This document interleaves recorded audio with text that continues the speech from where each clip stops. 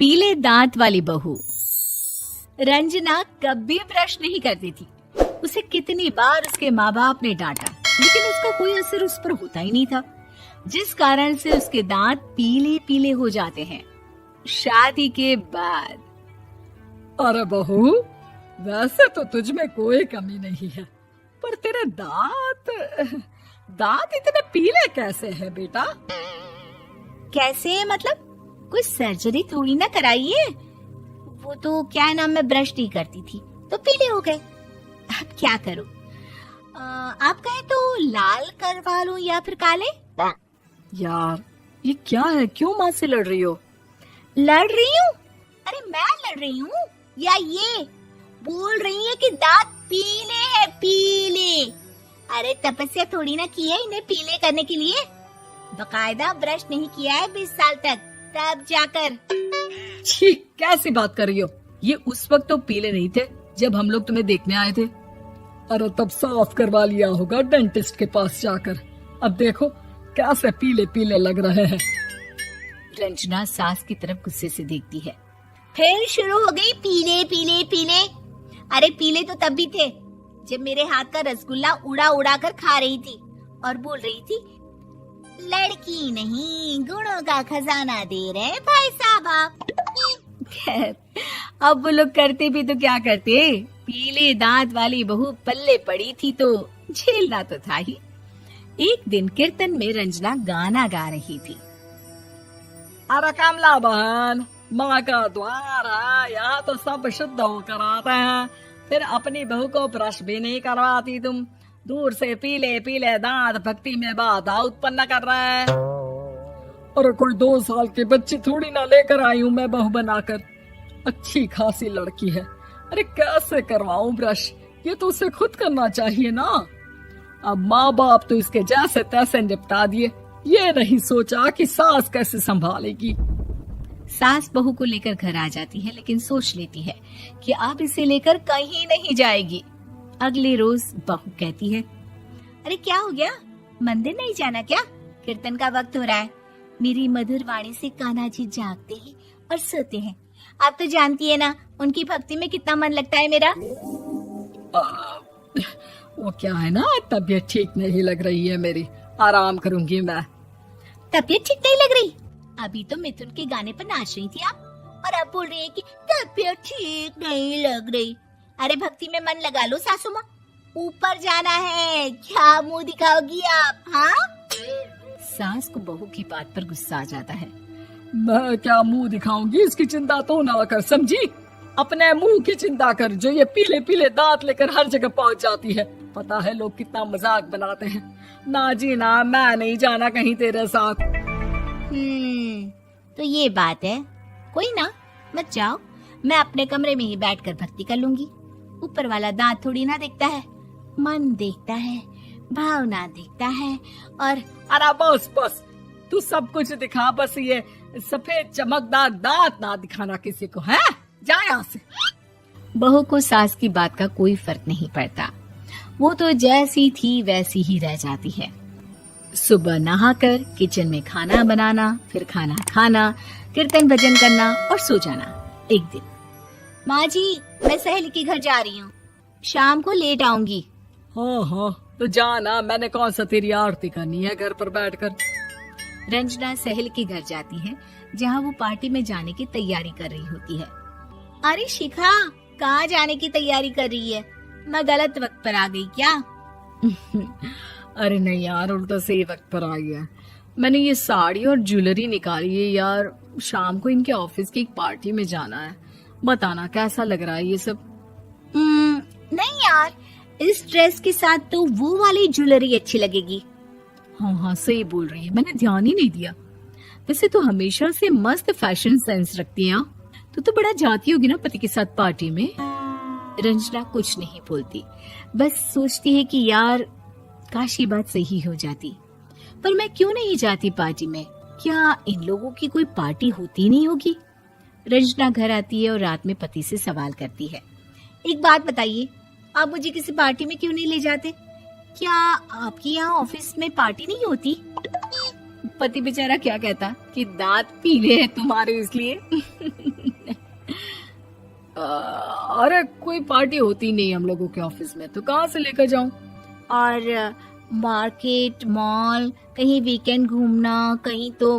अरे यार सारे हफ्ते में एक छुट्टी मिलती है, तो सोचता हूँ कि आराम ही कर लूं। क्यों? रंजना मन मार के रह जाती है। पहले कभी सास के साथ मंदिर जाया करती थी, लेकिन वो भी सास ने ले जाना बंद कर दिया। घर बैठी बैठी रंजना बोर हो जाती है। तभी उसे आइडिया आता है और वो मायके जाने का सोचती है। सासू माँ, 2 दिनों के लिए मम्मी के घर जा रही हूँ। अच्छा अच्छा ठीक है, आराम से जा। और हाँ, माँ से कुछ अच्छी आदत सीख कर आना कि कैसे शरीर के हर भाग की तरह दांतों की सफाई भी जरूरी होती है, समझी? शुरू हो गई ना आप। वो लोग आपकी तरह नहीं है कि छोटी छोटी बात का बतंगड़ बना दे। उन लोगों के लिए मैं मायने रखती हूँ, ना कि मेरे पीले पीले दांत। रंजना माँ को बिना बताए उन लोगों को सरप्राइज देती है, लेकिन जैसे ही वो दरवाजे पर पहुंचती है, अंदर देखती है कि घर वाले कहीं जा रहे होते हैं। अब माँ, काश रंजना दीदी के दांतों वाली प्रॉब्लम नहीं होती, तो वो भी हम लोगों के साथ चलती ना बुआ जी की बेटी की शादी में। हाँ बेटा, लेकिन अब उसे कौन समझाए कि उसको उसके पीले दांत नहीं दिखते, लेकिन उसके आसपास के लोगों को कितना एम्बैरेसिंग फील कराते हैं। मुझे तो कितनी बार उसके स्कूल की टीचर ने शिकायत की कि उसके साथ कोई लड़की बैठना भी नहीं चाहती, और ना ही कॉलेज में कोई उससे बात करना चाहता था।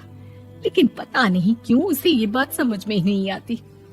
कोई कमी नहीं है उस लड़की में, बस यही कि दांत पीले हैं।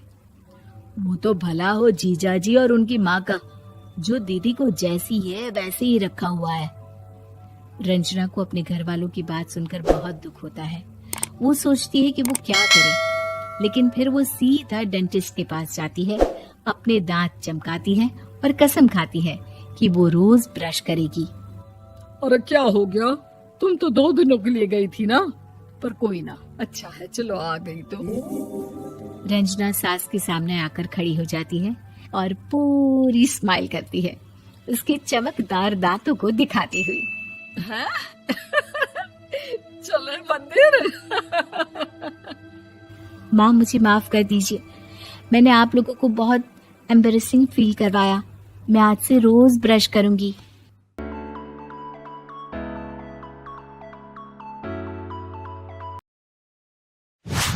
एक शाम प्राची टीवी पर सीरियल देख रही होती है, तभी उसकी सास वहां आती है।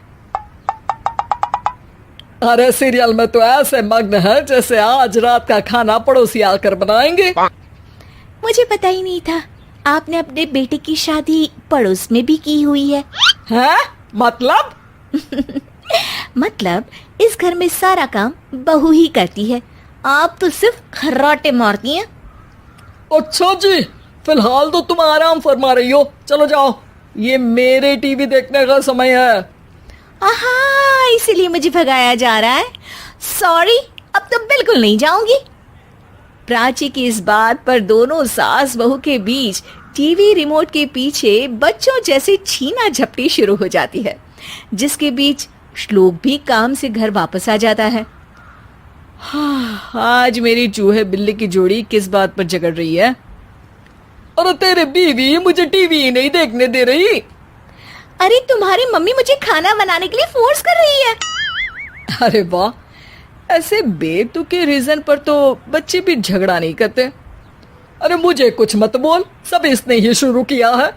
हाँ हाँ, जैसे आप तो बहुत दूध की धूली है ना। अरे बस, दोनों चुप। प्राची जाओ, खाने की तैयारी करो, और माँ तुम छोड़ो, तुम्हें क्या बोलूं, शांति से अपना सीरियल देखो, मुझे दोबारा लड़ने की आवाज सुनाई नहीं देनी चाहिए। ऐसा बोलकर श्लोक वहां से चला जाता है, जिसके पीछे पीछे प्राची भी कुछ न कुछ बड़बड़ाते हुए रसोई में चली जाती है। हाँ हाँ, सासू जी को तो कुछ बोलेंगे ही नहीं, बस मुझ पर ही हुक्म चलता है, खाना बनाओ, जैसे मैं इनके घर में खाना बनाने के लिए आई हूँ।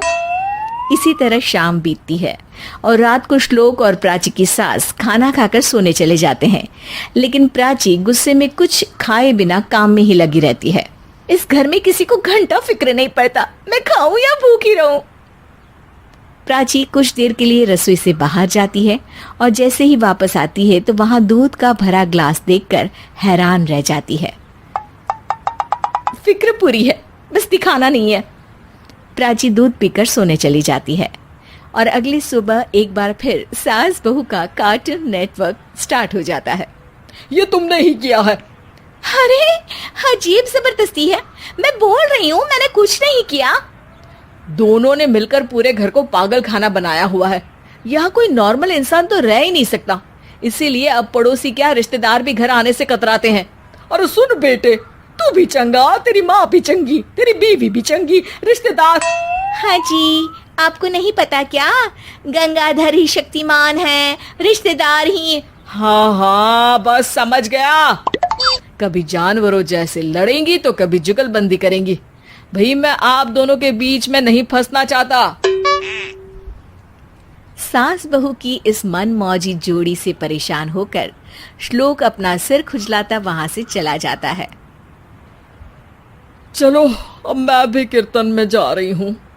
इस पर जैसे ही सास कमरे में अपना पर्स लेने जाती है तो वहां नाश्ते की प्लेट रखी देख मुस्कुराने लगती है और नाश्ता करके घर से बाहर निकलते हुए कुछ पैसे टेबल पर रख जाती है, जिसके कुछ देर बाद सिलेंडर वाला घर आता है। ओ मोरी मैया, मैं सिलेंडर के बारे में तो बिल्कुल भूल ही गई थी। घर खर्च के सारे पैसे भी मम्मी के पास है और श्लोक से बोला तो उल्टा 4 बात सुनाएंगे। प्राची ये सोच ही रही होती है कि अचानक उसका चेहरा चमक उठता है और वो घर में आकर इधर उधर देखने लगती है। तभी उसकी नजर टेबल पर रखे पैसों पर पड़ती है, जिन्हें वो सिलेंडर वाले को दे देती है। ये सब श्लोक देख लेता है। अच्छा बेटे, इतना बड़ा घोटाला, सबके सामने मैं तेरी दुश्मन और पीठ पीछे तेरी मेरी यारी। इस पर श्लोक एक प्लान बनाता है और शाम को सब एक साथ बैठे होने पर बोलने लगता है। माँ, तुम दोनों की बहुत लड़ाई होती है, इसलिए मैं सोच रहा हूँ कि प्राची को उसके घर छोड़ाऊं। इससे वो भी खुश रहेगी और तुम भी। अचानक श्लोक की ये बात सुनकर सास बहू शौक से उसकी तरफ देखती हैं। अरे ऐसे कैसे घर छोड़ाओगे, मुझे कहीं नहीं जाना। अरे तुमने बोला नहीं पर मैंने सुन लिया, तुम्हें मम्मी के साथ रहना अच्छा नहीं लगता, मुझे पता है। अरे वो अरे, जब बहू खुद कुछ काम बोले तो वो तुझे सुनता नहीं, और अब जो इसने बोला ही नहीं वो तू समझ गया। जब उसे नहीं जाना तो फिर जबरदस्ती क्यों कर रहा है?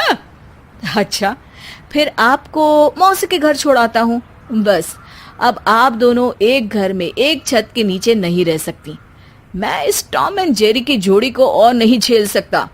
है? ऐसे कैसे नहीं रह सकते?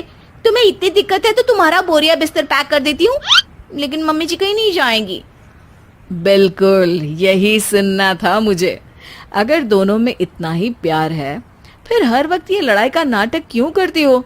देखा मैंने कैसे माँ किचन में दूध रखती है और तुम उनके लिए कमरे में नाश्ता रखती हो, और कैसे वो पहले ही तुम्हारी दिक्कत समझकर घर में पैसे रखकर बाहर जाती है। अरे भाई, इतना ड्रामा तो डेली सोप में भी नहीं होता जितना तुम दोनों ने इस घर में फैलाया हुआ है। तू हमें टॉम एंड जेरी बोलता है ना, तो याद कर वो दोनों भी एक दूसरे को बाहर वालों की बुरी नजर से बचाने के लिए हमेशा सबके सामने लड़ते थे, लेकिन अकेले में दिक्कत के समय मदद भी तो करते थे। बस हमारा रिश्ता भी कुछ ऐसा ही है। और वैसे भी अगर सास बहू में तू मैं नहीं होती तो दुनिया वालों को कहानियां कैसे मिलेंगी?